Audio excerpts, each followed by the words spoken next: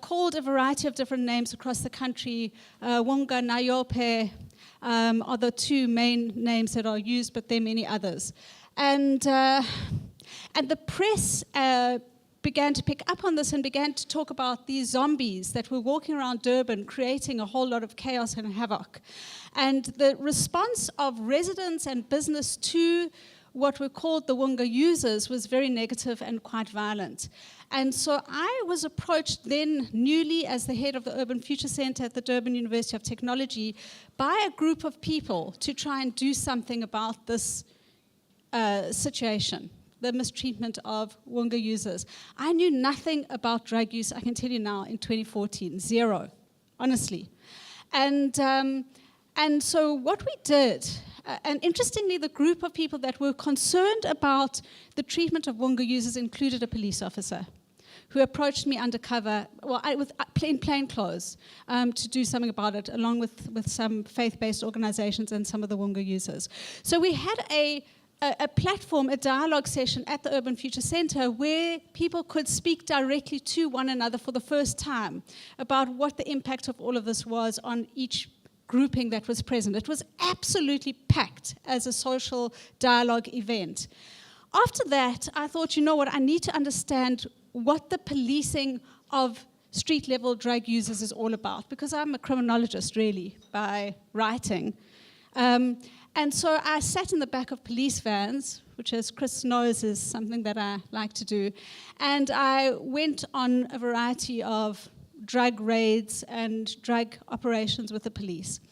And as I was sitting in the back of the police van, I kept on hearing particularly young men getting arrested and talking about this thing called methadone. I had no idea what methadone was, but I knew that it was important. And I started reading up about this, and the more I started reading up about it, the more I started to realize that we had to get methadone into, well, Durban and into the country. And it was at that point, coincidentally, that I met up with Sean Shelley.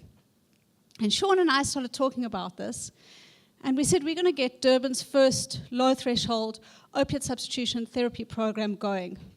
It was a dream. It was a dream, an impossible dream, that we weren't sure how we were going to do, but we were going to do it.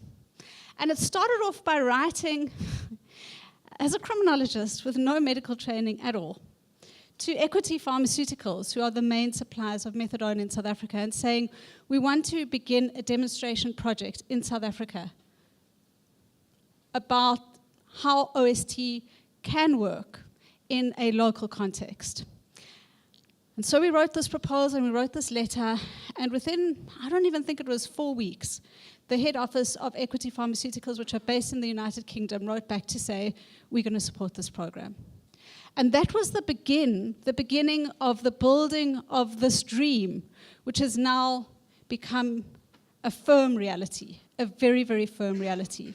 So just by way of introduction, we had a really, really amazing team, including Andrew Scheib and Sean and Andrea, and it was really, really a combined effort, a real partnership between TB HIV care and the Urban Future Centre at the Durban University of Technology, who sat down, developed a whole set of code of practices, a protocol, wrote an ethics proposal which has been approved by both the Durban University of Technology and the KZN Department of Health.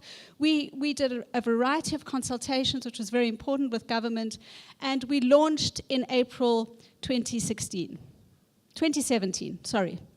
April 2017, with the first beneficiary being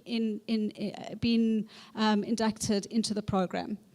Our goal from the beginning was to have 50 beneficiaries, and they would be on the program for 18 months.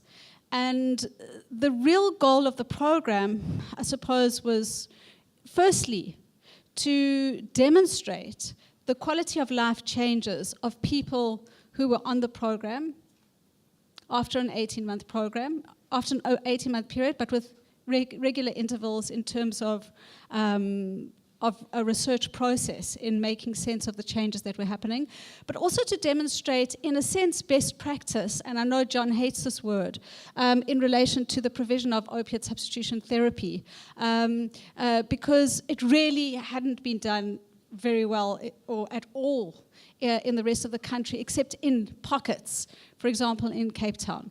And also to show the cost effectiveness of OST as opposed to leaving a heroin use disorder on its own with no intervention or with no proper intervention. Those were the main objectives. It is a demonstration project. It's low threshold. It was easy to access, although there was very strict, if you want to say, not strict, but very clear pre-selection and selection criteria, which we can go into later. I won't talk about it. And there is and was a psychosocial program which was not compulsory, but which we encourage people to be part of. And that has become very much part of the experience of people on the OST program in Durban. They've opted to use the psychosocial program. It's not a compulsory part of their being part of the OST program. So lastly, just before Sibo speaks, and I'll come back later and talk about why we think that this program has been so successful, is just to say that throughout the series of months that people have been part of the program, the goals that people have in terms of what they want to achieve as being part of our OST program have been completely self-directed. And that ranges from reducing their use of illicit drugs to abstinence. Or to remaining in the same situation which they are in currently.